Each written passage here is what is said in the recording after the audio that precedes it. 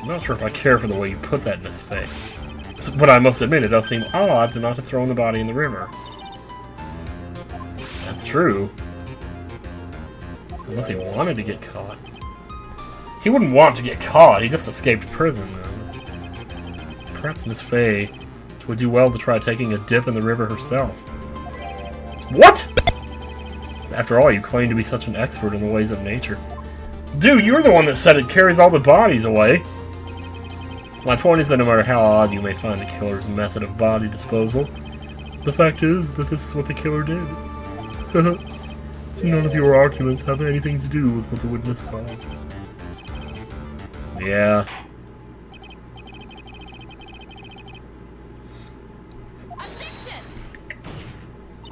Tell him, Mia. What the witness claims to have seen is totally ridiculous. Surely you can't deny that the body was found in the trunk of the car? No, I'm not. Ugh. Please, witness, go on with your testimony. I'll try. All you have to do is tell us only what you saw. Otherwise, the mean lady might yell at you again. Oh my god. He's just like... I can't even describe this right now. After he stabbed her in the back, he quickly picked her up. Like, seeing this.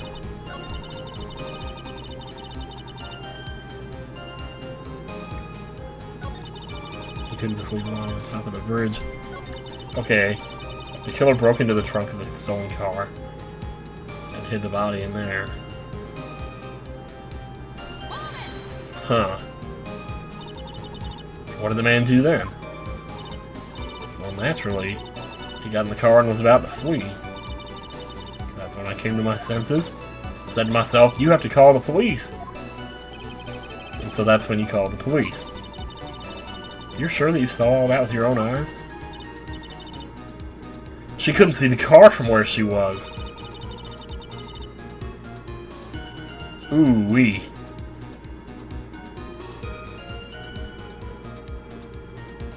The thing is that what we're concerned about right now? Can I, do I present the map again? When was it? Because she's right here.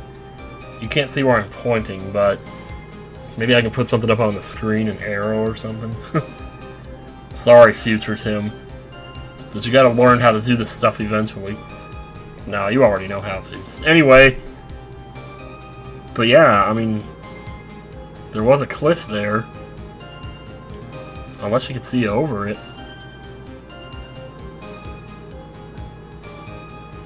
I don't think so. Is that what I present, though? Bridge located 40 feet above Eagle River. Blah, blah, blah, blah. Blah, blah, blah, blah, blah. Look, Snoop Dogg got a boob job.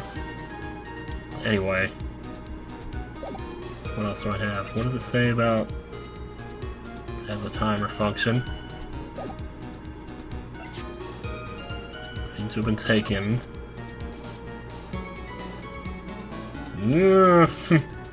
Judging by this picture, I don't think she could have seen over the cliff.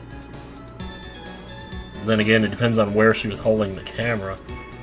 If she was holding it down by her feet, then okay, but I don't know. Nobody would take a picture like that, though, except for me. I've done that.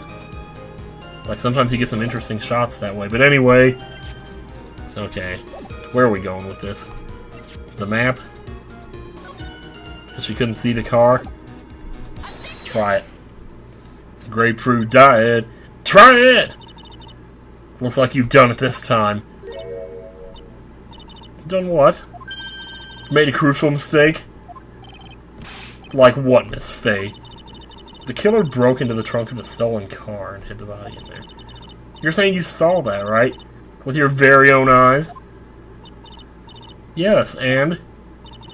It's simple, Miss Foster. Take a look at the diagram. The place that you claim to have taken the photo from that day is here. Do you see what I mean? Even if you tried to see the car, this outcropping of rock is directly in the way. Ah! That's right, Miss Foster. Suck on it! Nope. You surely couldn't have. You admit? Well, how very brave of you to admit that. A lot of people, it takes them 10 years to admit that. It isn't so tall. No, because of the picture. Nope. Flip. I got you covered. I'm so sorry, but that just doesn't wash. I believe it was the witness who presented this as evidence to the court, yes? This is the location that the photo was taken from. Your own photo tells the whole story. Oh, man. Jeez, did I call this or what? The cliff on the left side of the picture proves that she couldn't have seen over it. But you still claim to have been able to see the car. So what you got to say about that? Who's blowing wind in here? What is the meaning of all this ballyhoo? I don't know, hoser. Why don't you tell me? Your Honor, don't jump to any hasty conclusions. The fact that the escapee fled in a stolen car was reported on the news. My timer's down to 3 minutes! These fish fillets are gonna be done.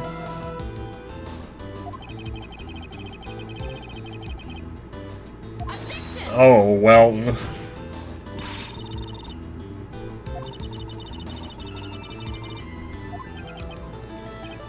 Yep.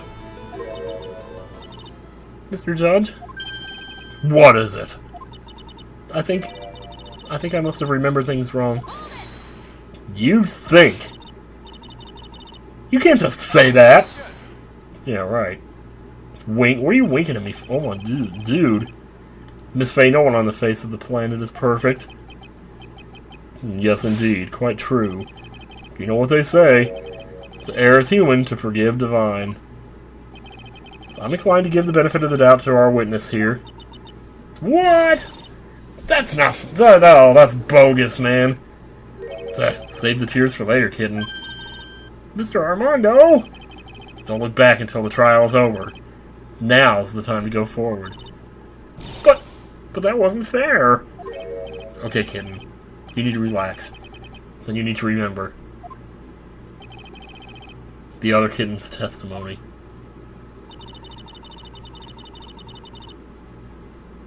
Yeah. So tell us. How'd you know that? How'd you know that he broke into the trunk? That's true! So you can explain how you knew that. You're gonna have a lot of very suspicious people on this side of the courtroom. Is he saying that to her? Well, witness. Well, I'm certain that he broke into the trunk.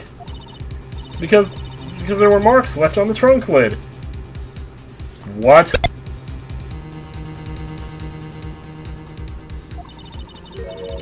How in the world would you even know that?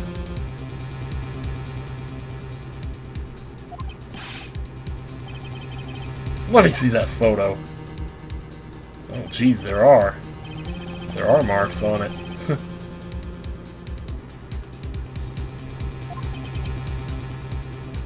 Wait a second. It's obvious this truck has been...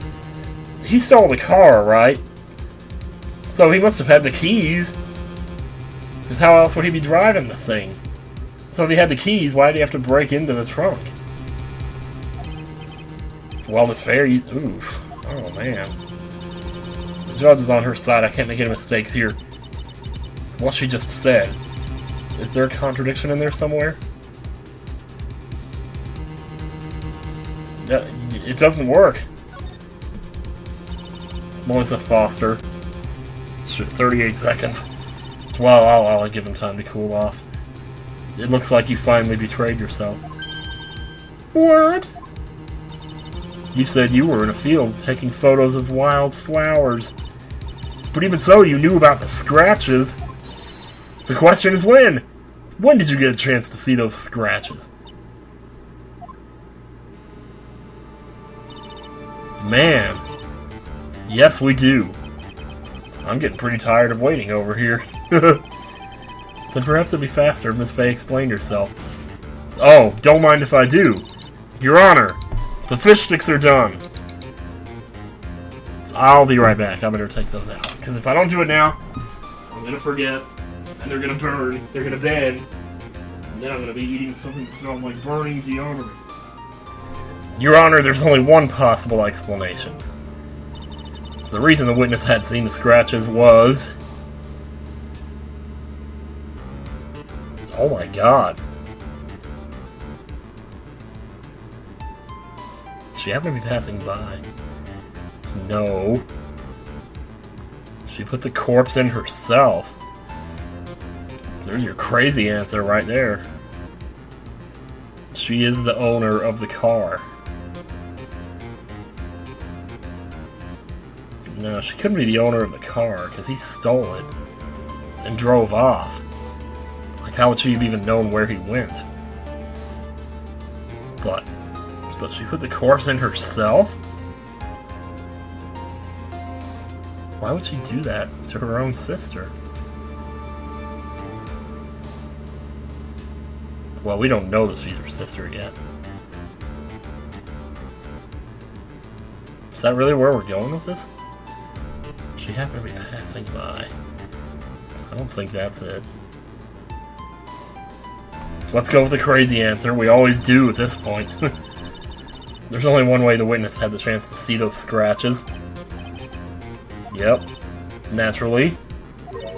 When she opened the trunk and stuffed the corpse in herself. Let's hear the murmurs amongst the audience now.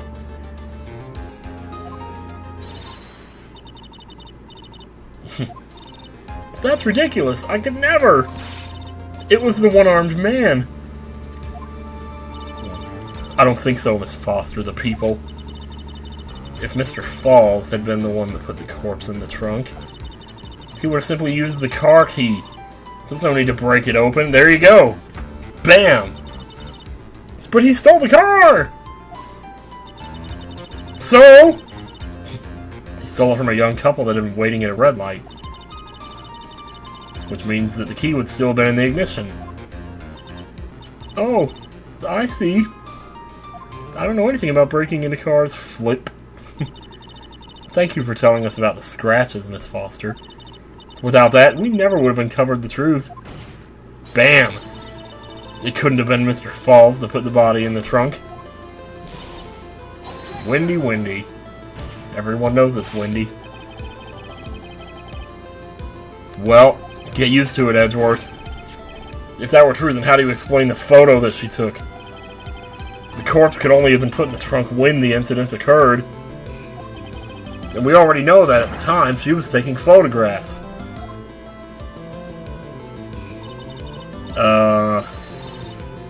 Finish this thing. On the contrary, I'm not so certain about that anymore, Edgeworth. There's no need to think too deeply about it. What I'm saying is, the shutter for this may not have been pushed by Miss Foster. Nope, because the camera has a timer function, yep. I don't think you can make a mistake about it. Take a look at this graph. It has a timer built into it. It's even a mini tripod. Almost as if the camera was brought just to take this picture. Oh, man. Crafty little witch we have here, isn't she? When the crime occurred. No, I didn't mean to call her that. I'm sure she's just fine, whatever. That when the crime occurred, Miss Foster wasn't in the field, as she claimed? Nope.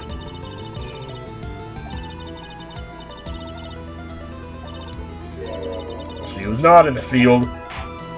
She was in the literature field, but not in this field. Sure. Listen, this is a crucial point. Where was Miss Foster when the incident occurred? And answering that question will also make clear Miss Foster's true identity. Ooh.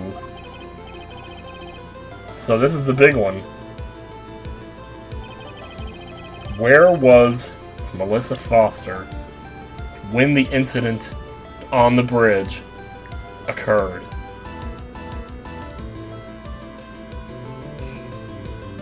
Whoa. She could have been anywhere. Well, okay, let me see. Let me just...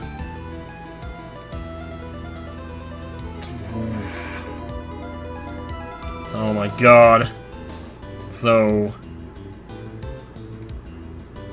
maybe she was just over by the car?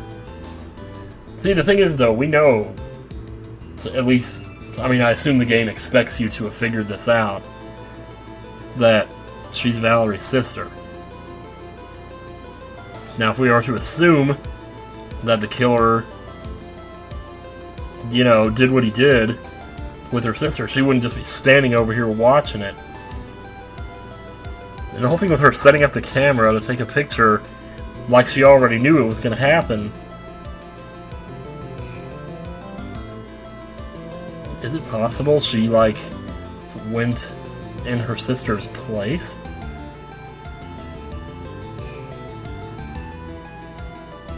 Huh. Because because the note did say, tell Dahlia the truth or whatever. So we already know she came here. Wait a minute. Okay, so then she was probably right here, like she was the victim.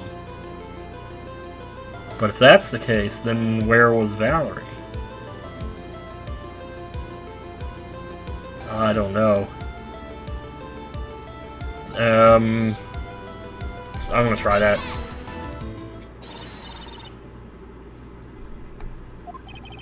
But that's where the victim, Miss Hawthorne, was standing. Exactly. That is where the victim, Miss Hawthorne, was standing, Your Honor. Just not the Hawthorne you'd think. Your Honor, if I may. After parting with the victim on the bridge, the defendant fled by car.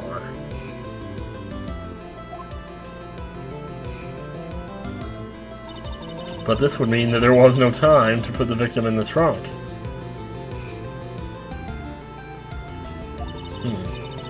In other words, if someone put the body in the trunk, it could only have been before the defendant met the victim.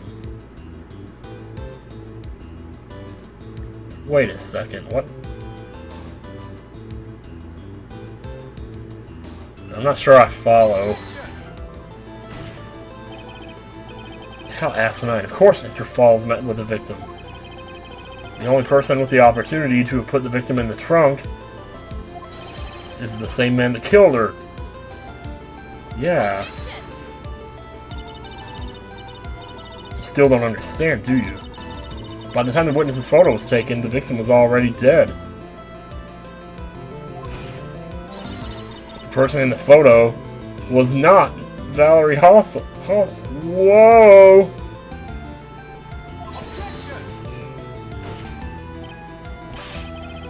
Okay, so that fish.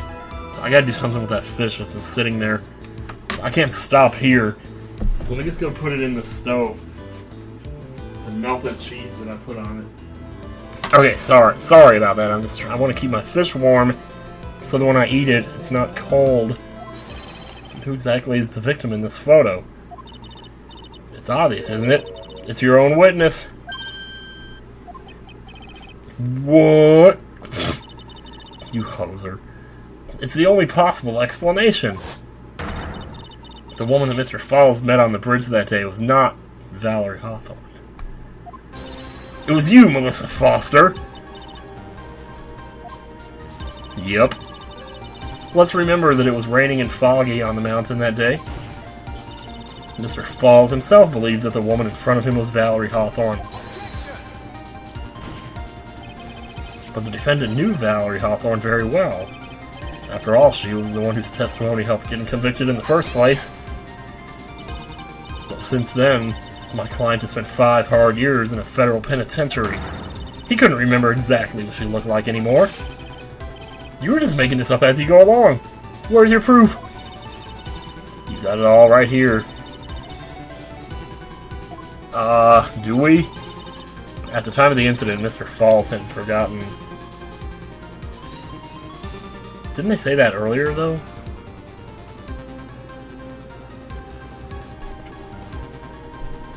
Okay, whoa, where is that?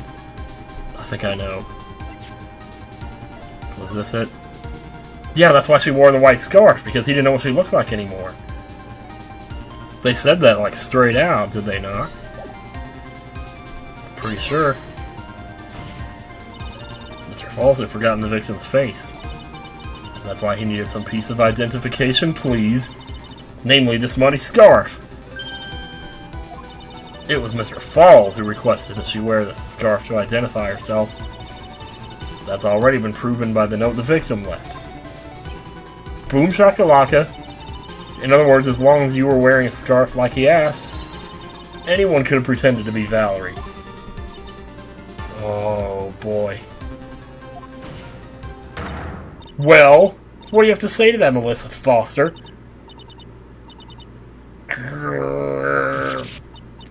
No! Did she seriously just faint?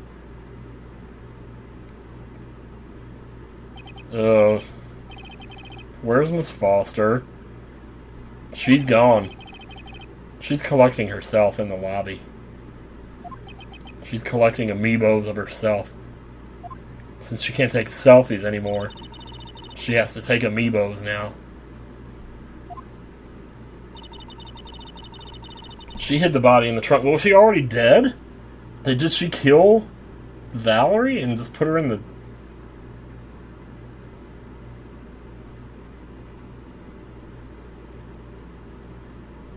So that's the part that's like I can't wrap my head around.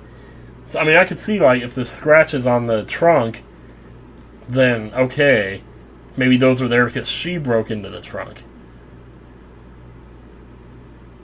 But then how did Valerie die?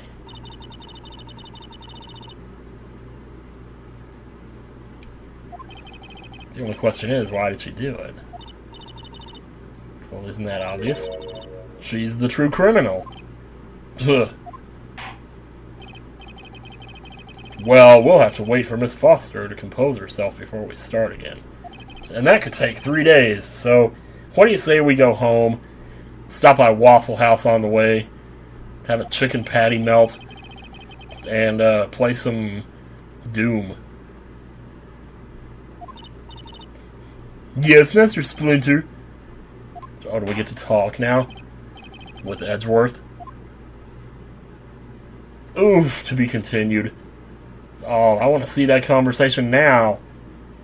I want to see the Hobby Lobby. Yep, save.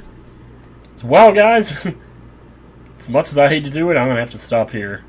Ah! Yep, District Court. Alright, next time on Phoenix Wright, we talk to Pinhead here and see where things go.